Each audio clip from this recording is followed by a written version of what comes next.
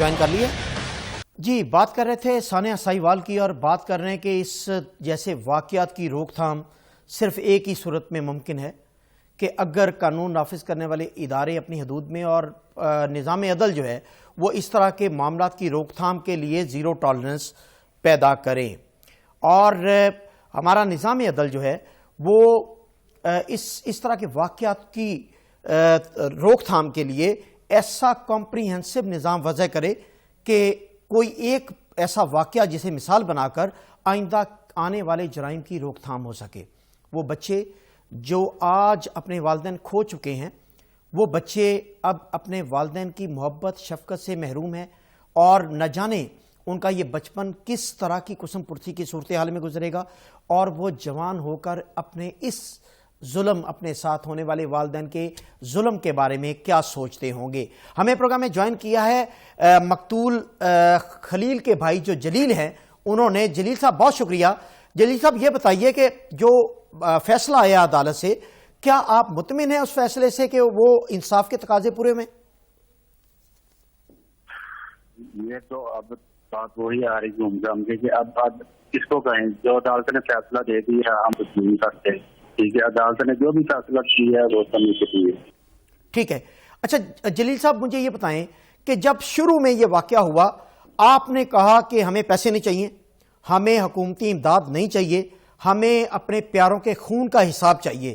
اور وہ بچے جو اس وقت اس واقعے میں اس وقت گاڑی میں موجود تھے جن کے والدین کا خون ان کے کپڑوں پر تھا اور ان کی آنکھیں پتھرائی ہوئی تھی اس کرائم سین کو دیکھ کے, وہ بچے انصاف کے متلاشی نہیں ہیں. اور آج آپ نے کہا جی ہم مطمئن ہیں ہم اداروں کے ساتھ کھڑے ہیں. تو آپ کو انصاف کے لیے اپنے بھتیجیوں کے ساتھ کھڑا ہونا چاہیے تھا یا آپ کو ادارے کے ساتھ کھڑا ہونا چاہیے تھا؟ مسئلہ یہ ہے کہ کیس عدالت نے بات وہ گما کیا جاتی ہے کہ عدالت کے فیصلے کو ہم تسلیم نہیں کریں گے تو ہم اداروں کے اوپر کیسے پاس کریں. جلیل صاحب آپ عدالت کے فیصلے کو قبول کرنے کے بجائے آپ یہ بھی کہہ سکتے تھے کہ انصاف کے تقاضے پورے نہیں ہوئے. آپ کو پتہ ہے کہ عمران خان صاحب نے ہدایت دی ہے کہ آپ کے اس کیس میں اگر مدعیت سے دور بھاگتا ہے تو ہم جو سرکار ہے اس کی مدعیت میں اپیل کی جائے گی. تو آپ نے اپیل کا کیوں نہیں کہا؟ آپ نے یہ کیوں نہیں کہا کہ 50 کے قریب گواہ جو ہیں وہ کیوں بیٹھ گئے؟ آپ پر کوئی پریشر ہے؟ آپ ادارے نے کوئی آپ کو پریشرائز کیا جو آپ کیس سے وڈرا ہو رہے ہیں؟ کوئی پریشر نہیں تھا یہی موقع تھا کہ جو فیصلہ کرے گی ہم اس کو تسلیم کرنا. آپ کا یہ موقع, لیکن سوشل میڈیا پر اور بہت سارے مقتدر حلقوں میں یہ بات سنائی دے رہی ہے جلیل صاحب کہ آپ کو کیونکہ کروڑوں روپے مل گئے ہیں, وہ بچے بہت چھوٹے ہیں, ان بیچاروں کو اپنے مستقبل کا کوئی پتہ نہیں ہے کہ وہ کیا بڑے ہو کے کیا کریں گے, کیا بنیں گے اور کس طرح وہ زندگی گزاریں گے. تو پیسے ملنے کی وجہ سے کہیں ان پیسوں کی وجہ سے تو آپ وڈرا نہیں ہو رہے؟ جی نہیں, آپ کو پیسے ملے ہیں حکمرانوں کی طرف سے امداد کی صورت میں؟ جلیل صاحب لائن ڈراپ کر گئے. اور وہ پیسے ملنے کی وجہ سے, پریشر کی وجہ سے یا کسی وجہ سے بھی اگر وہ یہ اس کیس سے وڈرا ہو رہے ہیں, اس کیس سے پیچھے ہٹ رہے ہیں, تو سب سے بڑے قاتل وہ ہیں جو اپنے بھتیجیوں اور بھتیجے کے لیے ایک ایسا گڑھا کھود رہے ہیں جو نفرت سے بھرا پڑا ہے. اور اگر وہ کسی دباؤ میں آ کے پیچھے ہو رہے ہیں تو سوشل میڈیا پر یہ چیز وائرل ہو سکتی ہے, اسے کہنا چاہیے.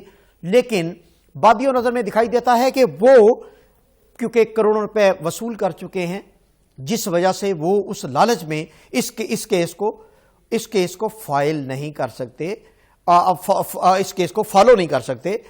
تو کم از کم سرکار کے ساتھ کھڑے ہو جائیں. سرکار اس کیس کو آگے بڑھانا چاہتی ہے, سرکار اس کیس کو منطقی انجام تک اگر واقعی پہنچانا چاہتی ہے تو وہ جلیل اگر کسی پریشر میں ہے تو اس کو تحفظ فراہم کرے اور اس کیس کو 50 گواہان کو تحفظ فراہم کرے.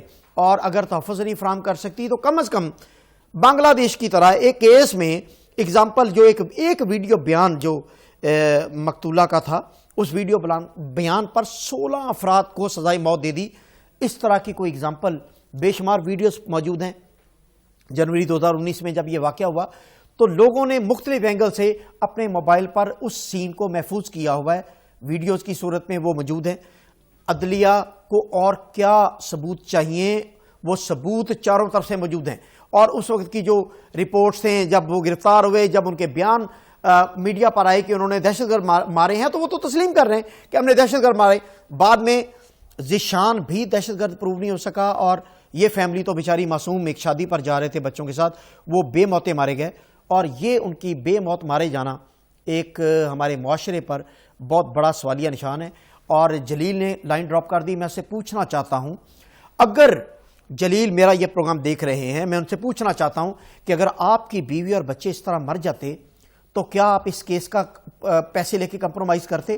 اور اگر آپ سمیت آپ کی فیملی اس طرح کی بربریت کا شکار ہوتی اور آپ کے معصوم بچے پیچھے بچتے، اور وہ آپ کا کوئی بھائی، آپ کا کوئی رشتہ دار اس کیس پر پیسے لے کے کمپرومائز کرتا، تو کیا آپ کے لیے وہ قابل برداشت ہوتا، یا آپ کی فیملی کے لیے، آپ کے بچوں کے لیے قابل برداشت ہوتا؟ آج تو وہ بچے معصوم ہیں، کل وہ جوان ہو کے سب سے پہلے اپنے والدین کے اصل قاتل جلیل کا گلا پکڑیں گے، اس کا گریبان پکڑیں گے، اور کہیں گے کہ کیوں ہمارے والدین کے معصوم قتل کو آپ نے اس طرح پیسے لے کے معاف کیا۔ یہ انتہائی افسوسناک بات ہے، رشتے اتنے کمزور ہیں کہ پیسے کی نظر ہو جاتے ہیں۔ ہمارے ساتھ پروگرام میں شامل ہوئے جبران ناصر صاحب، جو کہ سماجی کارکن ہیں۔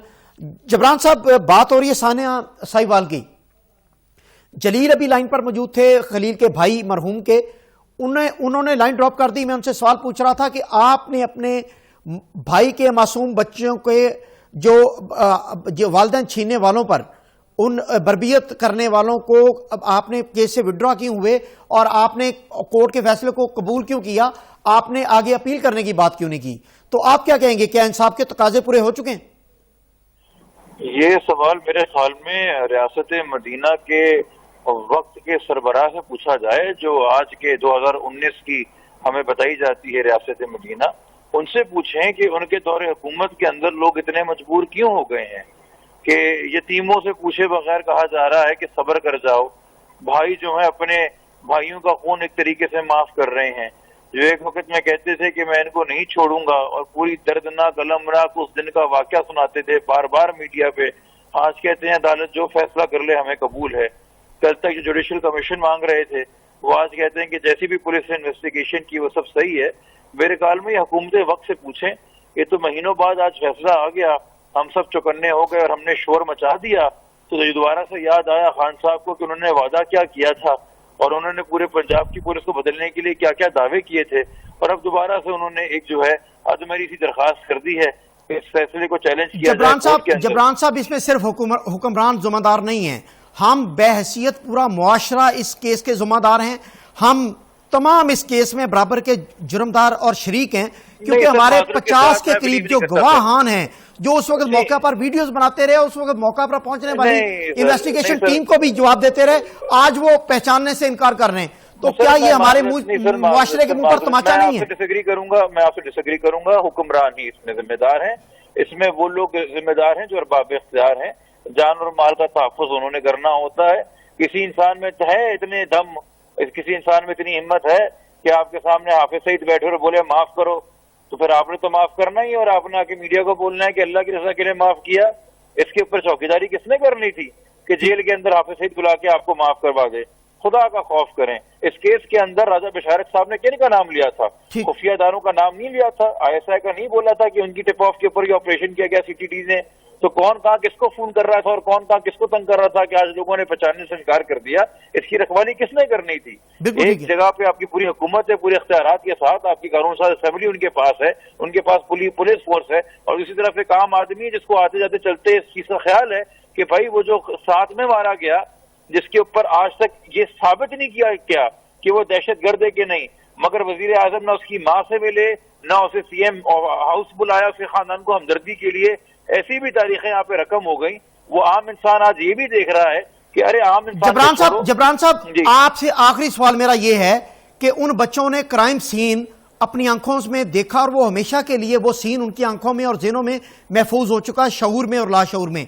اس حالت میں جب بچے جوان ہوں گے کیا ہمارے معاشرے میں محب الوطن شہری بن سکیں گے یا وہ نفرت سے بھرے ہوں گے اور ہمارے پورے معاشرے سے نفرت کریں گے وہ؟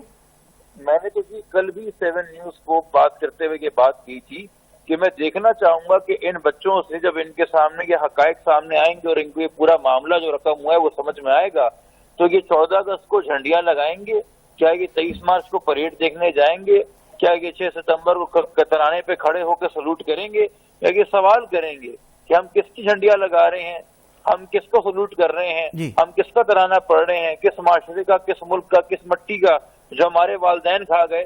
جنت پاکستان کے پیروں کے نیچے تو نہیں نا، ماں کے پیروں کے نیچے۔ بہت شکریہ جبران ناصر صاحب ہمارے ساتھ موجود تھے اور بات کر رہے تھے کہ اس معاشرے میں مدینہ کی ریاست میں ہم سب ذمہ دار ہیں، حکمران ذمہ دار ہیں۔ پروگرام میں ایک مختصر سا بریک شامل کرتے ہیں اور اس کے بعد بات کریں گے اساتذہ کی بات کریں گے بریک کے بعد کہ اساتذہ جو ہے ان کا رتبہ بڑا اہم ہوتا ہے اور اس اہم رتبے کو اساتذہ کو سنبھالنا چاہیے اور اپنے رتبے کو کس طرح قائم رکھنا ہے انہوں نے، اس پر بات کریں گے ایک بریک کے بعد۔ میرے ساتھ رہیے گا۔